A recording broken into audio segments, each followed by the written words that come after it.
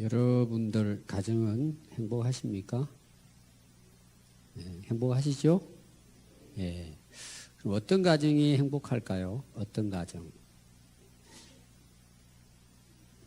행복한 가정. 여러분 행복하죠? 어때서 행복해요? 우리 아이들, 여러분들의 가정은 행복하세요?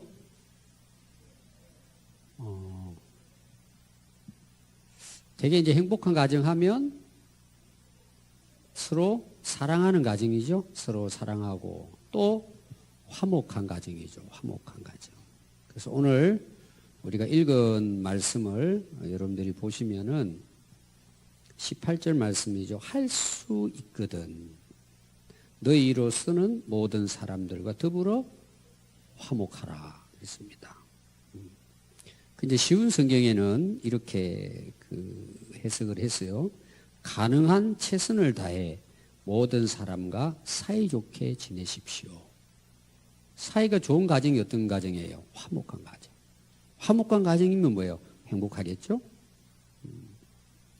고린도후서 5장 18절 말씀에 또 보시면 모든 것이 하나님께로서 났으며 그가 하나님께서 그리스도로 말미암아 우리를 자기와 하나님과 화목하게 하시고 또 우리에게 화목하게 하는 직분을 주셨다 그랬어요. 직분이 뭐예요? 해야 할 일이죠. 임무입니다. 임무. 우리 그리스도인들에게 주어진 임무가 있어요. 그것은 화목하게 하는 것입니다. 예수님이 이 땅에 오셔서 하나님과 우리의 관계를 화목하게 하기 위해 오셨습니다. 그리고 그걸 위해서 자기를 십자가에 희생하셨습니다. 화목은 그냥 되는 것이 아니고 그냥 주어지는 것이 아니고 누군가는 희생을 해야 돼요. 화목하도록 노력해야 된단 말이에요. 그냥 만들어지지 않습니다. 그래서 예수님께서는 마태복음 5장 9절에 보면 화평하게 하는 자는 복이 있나니 그들이 하나님의 아들이라 일컬음을 받을 것이다. 오늘 우리로 말하면 이제 우리 가정이 있잖아요. 이제 안 믿는 분들이 믿는 가정을 보는 거예요. 믿는 가정을. 전에는 이 가정이 맨날 싸웠어요. 막 고함 소리가 나고 우는 소리가 나고 애들이 막 밖으로 뛰어나가고. 근데 어느 날 교회를 나간 거예요. 예수님을 믿게 됐어요. 그 가정이. 그러니까 옆집에서 보니까 옛날에는 뭐 하루가 멀다 하고 막 고함 소리 나고 막 서로 욕하고 다투고 싸우고 울고 이런 일들이 잦아지면서 조용한 거예요. 그 뭐라고 생각할 것 같아요? 이웃 사람들이. 야, 저 사람들 진짜 예수 믿구나. 야, 진짜 예수 믿는 가정이구나. 그런 이야기예요. 이게 우리가 서로 화평하게 하는 것은 뭐예요? 복이 있다는 거예요. 야, 진짜 하나님의 자녀가 돼요. 물론 우리가 하나님 나라 갈 수 있는 복도 누리지만 우리가 예수님을 믿고 서로 화평하게 하는 그 사람에게는 복이 있다는 것이죠. 또 여러분 잠언서 25장부터 보면은 재밌는 이제 글이 나옵니다. 잠언서에 딱 3번 나와 이 내용이. 이게 중요하다는 거죠. 잠언서에.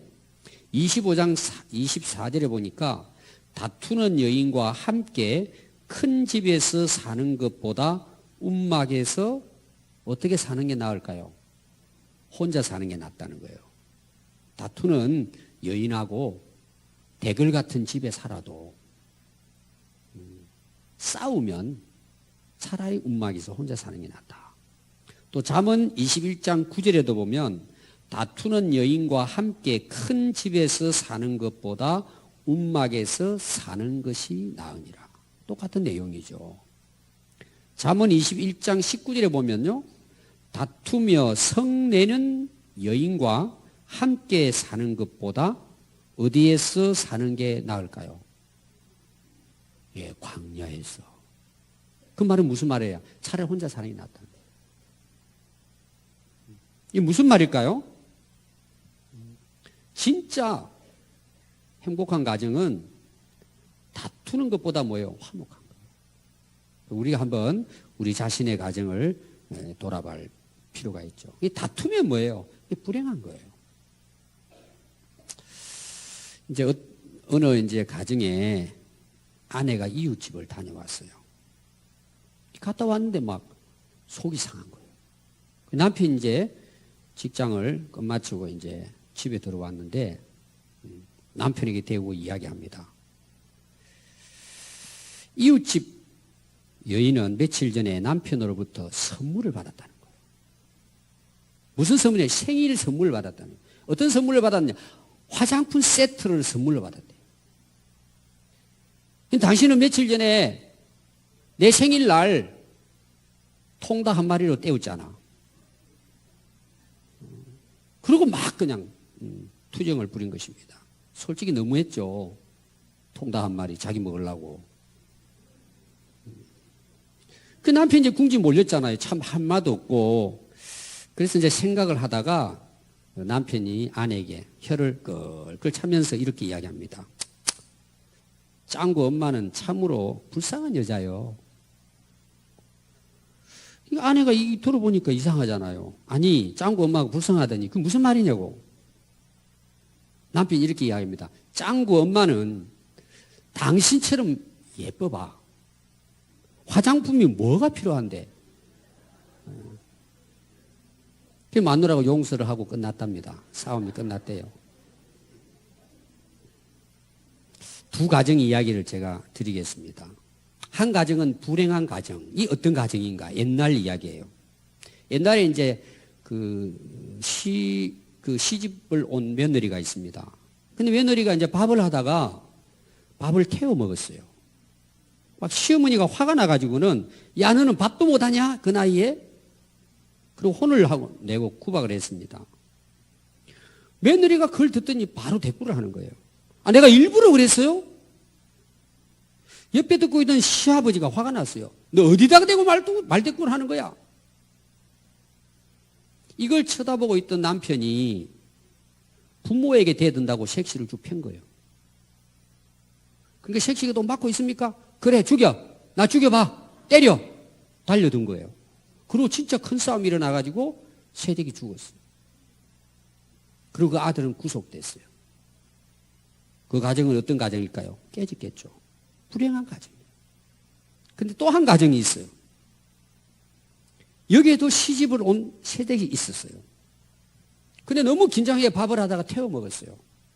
시어머니가 며느리에게 이렇게 이야기합니다. 내가 너무 물을 적게 부어서 태우게 되었네. 미안하다고. 그 말을 듣던 시아버지가 아니야, 내가 장작을 너무 굵게 쪼개가지고 밥이 탔어. 그 말을 듣고 있던 아들이 지켜보면서 이렇게 이야기합니다. 내가 너무 물을 적게 길러와서 그렇게 되었어. 미안하다고. 그리고 아내를 감싸줍니다. 이 가정은 밥 태운 일로 가정이 오히려 더 화목하게 됐다는 거예요. 여러분 어떤 가정이 되기를 원해요? 하기 나름에 하기 나름. 다 문제는 똑같아요. 문제는 똑같은데 그 식구들이 그걸 어떻게 대처하느냐. 완전히 두 가정이 달라져 버리는 거예요. 똑같이 밥을 태웠는데. 마지막 제가 예화를 들겠습니다. 여러분들 미국에 유명한 무디 목사님이라는 분이 계세요. 이분이 뭐 전국을 다니면서 전도 집회를 크게 합니다. 그리고 이제 그 대집회를 하기 전에는 미리 가가지고 도착해서 준비를 합니다. 그러면은요, 신문 기자들이 이제 찾아와가 인터뷰를 하고, 그리고 막 이제 신문에다가 그 이제 광고를 하죠. 근데 이 무디 목사님이 하루 전날 가가지고 준비를 하고 아침에 딱 일어나가지고 신문을 딱 펼쳐보고 놀란 거예요. 큰 제목이 딱 있으면서 뭐라고 쓰느냐, 거기에다 교만한 전도자 무디라고 쓴 거예요. 이 실제 있었던 일이에요. 교만한 전도자 무디 해가지고는 막 안 좋은 걸 다 써놓은 거예요. 다. 왜 그 일이 생겨났느냐 하면 너무 바빠가지고 준비한다고 기자들이 와가지고 인터뷰를 하자는데 내가 지금 바쁘니까 나중에 하겠다고 거절을 했어요. 그 다음날 아침에 막 대문짝만하게 무디 목사는 진짜 아주 교만한 전도자다. 그러면서 그들이 이제 글을 쓴 거죠. 그러니까 이제 참모들이 화가 난 거예요. 지금 큰 집회를 해야 되는데 막 신문에서 무지 전도사는 아주 교만하다 해가지고는 이게 진행을 해야 되는데 어렵게 생겼잖아요. 광고가 좋게 나가도 모이기 어려울 텐데. 그래서 무디 목사님이 찾아가가지고, 아니 목사님 이렇게 해서 일을 어떻게 하려고 하냐고. 그리고 막 참모들이 가가지고 무디 목사님 화를 내는 거예요. 이거 어떻게 해야 되느냐. 그랬더니 무디 목사님이 이렇게 말씀을 하십니다. 껄껄 웃으면서 이 사람들을 사람을 잘못 봤구만. 자기를 잘못 봤다는 거죠. 이 사람들 진짜 나를 잘못 봤구만. 나는 이 신문 기사를 읽고 보니까 난 이 기자들의 그 신문에 기록한 것보다 나는 더 악해. 내가 그 신문 기사를 읽어보니까 그 기사보다 내가 훨씬 더 교만해. 이 정도면 잘 써준 거네. 그러면서 이어서 하는 말이 우리 함께 모여서 기도하자. 하나님이 겸손하라는 사인이야. 기도하자고. 그렇게 하고 집회를 잘 마쳤다는 거예요. 우리가 살아가는 삶은 환경이 거의 비슷해요. 근데 이제 본인이 받을 때는 뭐예요? 우리같이 힘들고 어려운 가정이 없다고 생각해요. 그리고 사람도 물론 다 다르죠. 당신 그런 사람하고 살아보라고 다 이야기는 하죠. 일어나는 일들은 거의 대부분 동일합니다.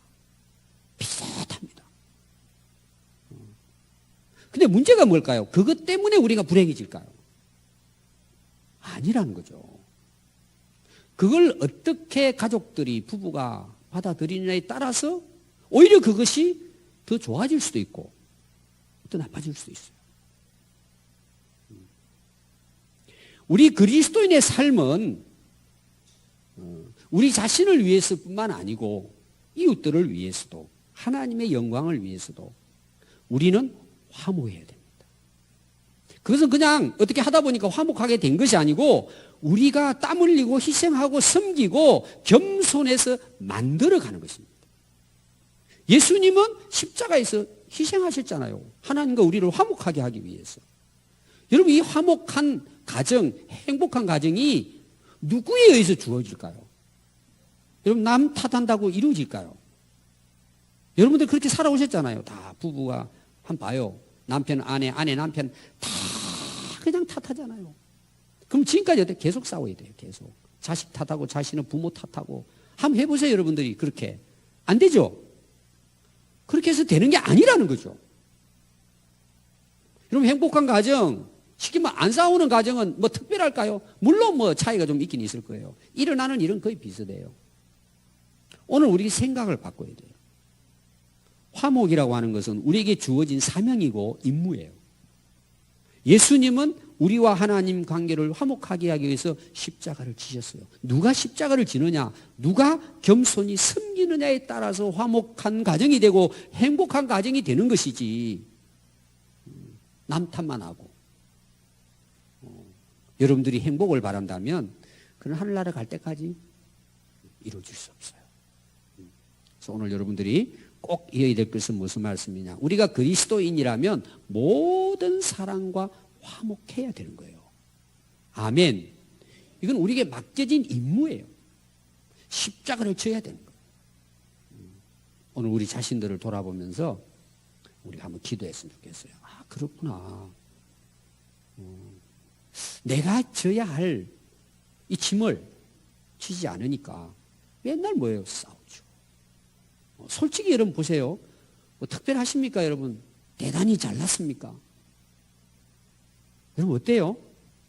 부부 살아보니까 도끼일 객길 아닙니까? 아, 여러분 아니에요? 똑같아요, 사실 우리가. 근데 우리가 그걸 못 깨달아요. 어떻게 될까? 맨날 싸워야죠. 맨날 싸워야죠. 우리 자신을 진짜 십자가에 못 박고 우리가 예수님의 그 화목을 위한 제물 대신 그 예수님 우리가 생각하고 살아간다면 뭐 부부와 자녀, 뭐 형제 문제가 없죠.